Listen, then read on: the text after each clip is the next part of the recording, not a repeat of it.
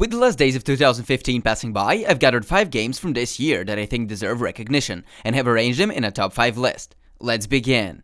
Number 5. Without a doubt, this was the most anticipated release of this year, but unlike its predecessor, which was an RPG with awful gun handling and a decent interaction system, Fallout 4 is a good open-world shooter with very simplified dialogue and limited role-playing, which isn't necessarily bad, it's just different from what some people were expecting. Personally, I enjoyed myself quite a lot, and spent over 60 hours ravaging the wasteland for duct tape and microscopes, just so I could build enough water purifiers to drown the whole of Boston.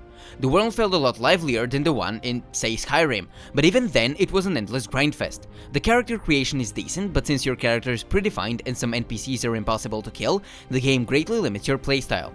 The reason why it's on this list is because I'm not a hardcore RPG fan, and I don't mind the way Bethesda's Fallout is heading. Even then, we can all hope for Obsidian to make a sequel to New Vegas, so we can see what an apocalyptic RPG game would really look like.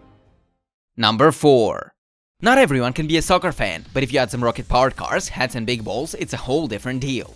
The excellent contrast between chaotic fun and meticulous strategy is what makes the game incredibly entertaining and competitive at the same time. And also the way the developers handle DLC is grand. Since it's all cosmetic, they get to keep on working on the game, while the community gets free updates in return. And while I wish there were maps with ramps and obstacles, I'm glad that the studio are at least considering it. Rocket League is ideal when you don't have a lot of time to play, since the matches are very quick and also have a time limit, so you know exactly how long a game is going to take. The controls are tight, and the fact that the game is fast-paced makes for incredible plays. And because there is co-op, the game is also a blast at LAN parties, since you can organize your own tournaments. I only hope that the dev team keep up the great work, because I don't want to see this game fade out anytime soon.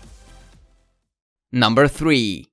At first glance, it's a typical high school drama, but because of the time-traveling mechanic not being just a gimmick, and the story becoming a lot more complex in later episodes, it manages to pleasantly surprise. Time rewinding is great for an interactive story, as it gives you the means to study all your options before making a decision. The characters are well made, and Max, the protagonist, is a very easy role to get into. Alongside her is the very energetic Chloe, who quickly becomes the main focus of the story and also a player favorite. Seemingly, most choices alter your experience, but there is a cop-out mechanic that cheaply ties things together. Still, it did keep me captivated during the whole season, and my only complaint would be that the final episode felt a bit stretched out. Life is Strange took me by surprise, but as a fan of interactive storytelling, I am always glad to see new developers enter the scene. Number 2. The developers of Amnesia showed that you don't need jump scares to make a terrifying game. Soma is a great example of how to properly do psychological thriller, a genre that's becoming less and less common because it's difficult to do correctly. The amazing audio design makes the atmosphere feel greatly immersing, so much so that even if all enemies were removed, the horror factor wouldn't budge. The whole game is shrouded in a crippling sense of dread that is supported by the grim story. The game presents a very likable companion with a great voice actor to whom you can get attached, which makes for a much more personal experience. The puzzle elements were interesting, and while some disrupted the flow of the story, having them really helped the diversity of the gameplay. As someone who doesn't usually enjoy horror games, Soma was a breath of fresh air, and it made me give the genre a second chance. Number 1.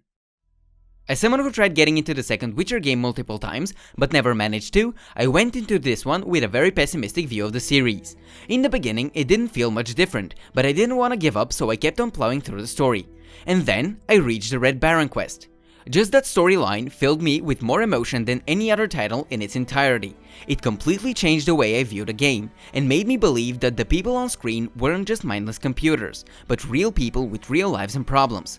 I accepted the role of a Witcher, and just wandered around helping villagers, because that's what felt natural. Then, after spending over 80 hours playing the main game, I moved on to the Hearts of Stone expansion, which isn't just some rip-off DLC, but a full-fledged experience with 10 hours of quests, with new mechanics and a very intricate storyline.